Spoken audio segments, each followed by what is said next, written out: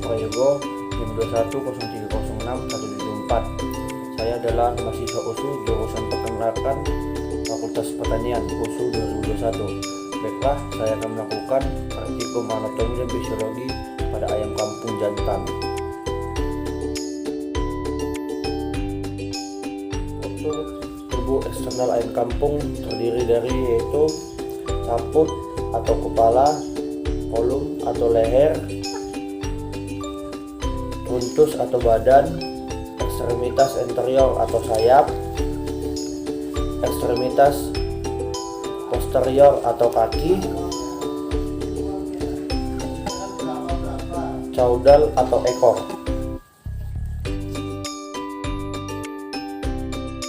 Saya akan menjelaskan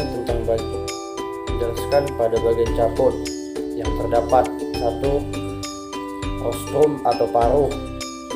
Paruh ini berfungsi sebagai alat untuk mematuk makanan dan terdiri dari maxilla atau rahang bawah atas dan mandibula atau rahang bawah. 2. Nares anterior atau lubang hidung pada bagian yang berfungsi sebagai alat pernapasan. 3.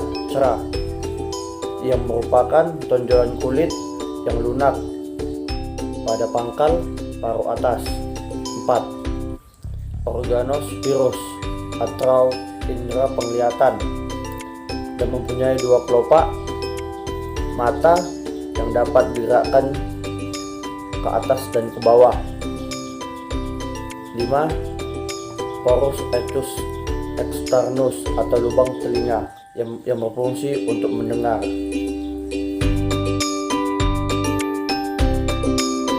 Selanjutnya kita masuk pada bagian cervix. Cervix adalah bagian yang dapat menghubungkan antara caput ke truntus.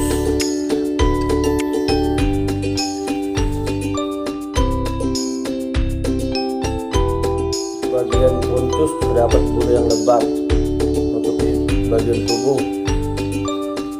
Menurut susunan anatomi, bulu terbagi menjadi 3, yaitu atau bulu yang berukuran besar. 2. Bulu mulai atau bulu yang berukuran lebih dari kecil.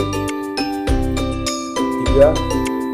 Pilok lumae atau bulu yang berukuran kecil. Tak bulu terbagi menjadi 3, yaitu 1. Pectrices, yaitu bulu yang menutupi badan. 2. Pectrices, yaitu bulu yang berada pada pangkal ekor. 3. Remiges, yaitu bulu pada bagian sayap. 4. Parapterum, yaitu bulu yang menutupi daerah bahu. 5. Alas Pria atau alula, bulu kecil yang nempel pada bagian ibu jari.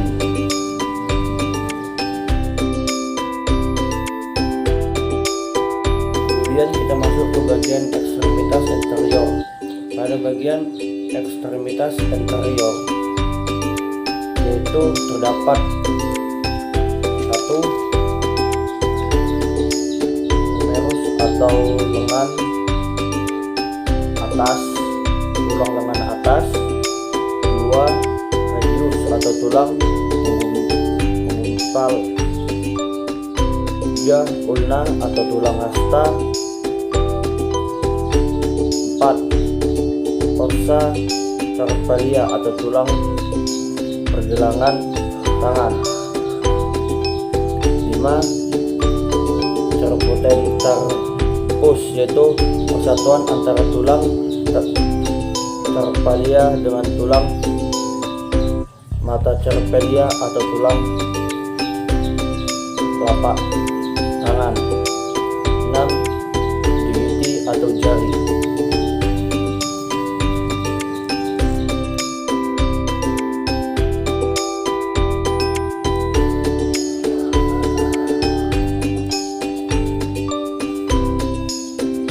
Kemudian kita masuk pada bagian ekstremitas posterior. Pada bagian ekstremitas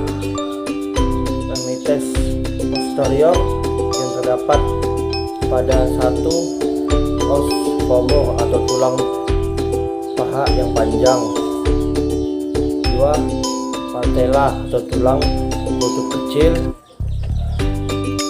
tiga stadio tarsus atau bagian kaki belakang atau lengan kaki,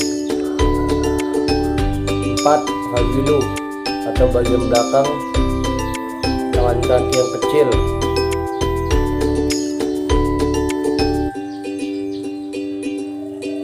lima tarso metatarsus atau tulang belakang kaki,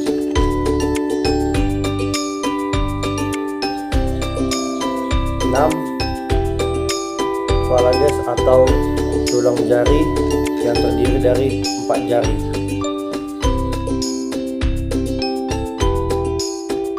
Kemudian kita masuk ke sestio atau tubuh bagian dalam sistem pencernaan.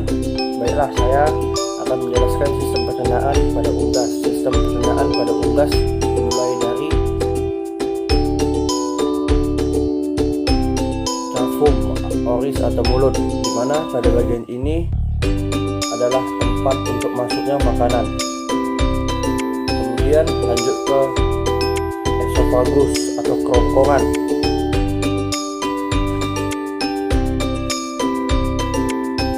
di mana bagian ini berfungsi untuk meneruskan makan yang masuk melalui paruh, kemudian disalurkan menuju tembolok melalui gerakan peristaltik. 3.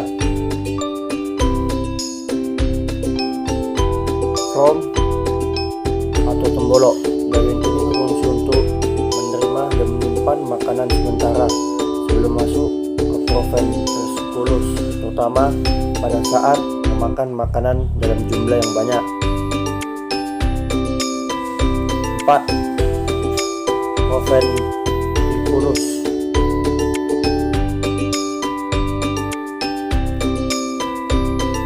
Bagian ini berfungsi untuk mencerna makanan secara enzim, yang dimana di sini terjadi sekresi asam lambung oleh HCl dan enzim pencernaan.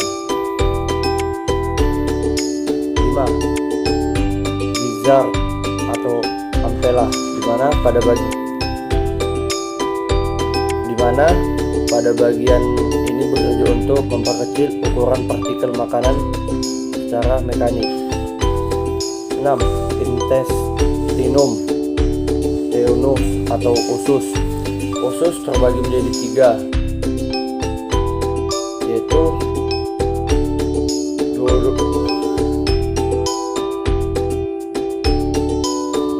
duodenum atau usus 12 jari, jejunum atau usus kosong, dan ileum atau usus penyerapan.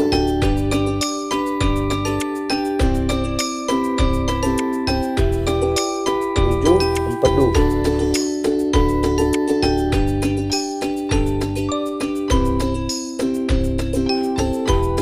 Empedu berfungsi membentuk penyerapan lemak, membantu penyerapan vitamin yang larut dalam lemak A, D, E, dan K, dan memiliki sifat intensif untuk mencegah lemak.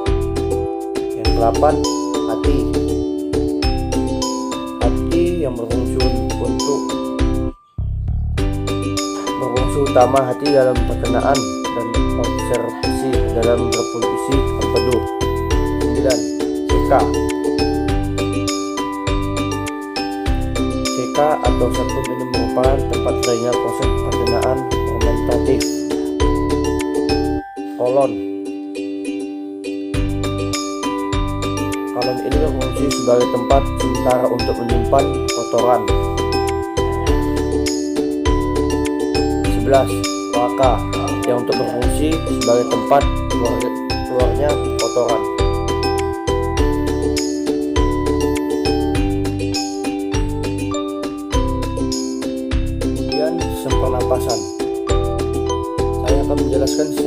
pernapasan pada unggas. Sistem pernapasan pada unggas dimulai dari nares atau lubang hidung sebagai tempat keluar masuknya udara. Kemudian trofus oris atau mulut. Ketiga, glotis atau lubang yang terdapat pada laring yang berfungsi sebagai kutub yang bekerja membuka tutup untuk mencegah makanan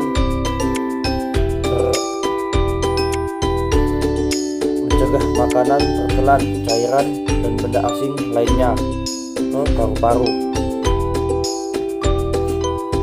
Laring. Yang keempat, laring. Organ ini menyambungkan trea atau saluran udara dan tenggorokan. Laring berfungsi sebagai atau menghasilkan suara dan mencegah makanan dan minuman masuk ke saluran pernapasan. Bronkus.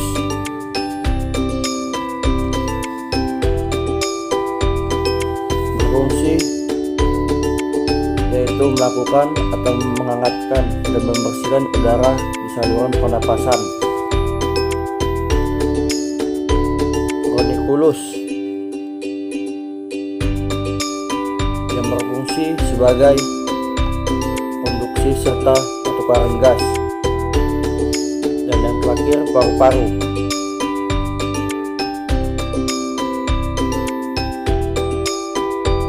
Paru-paru berfungsi sebagai tempat pertukaran oksigen dan karbon dioksida.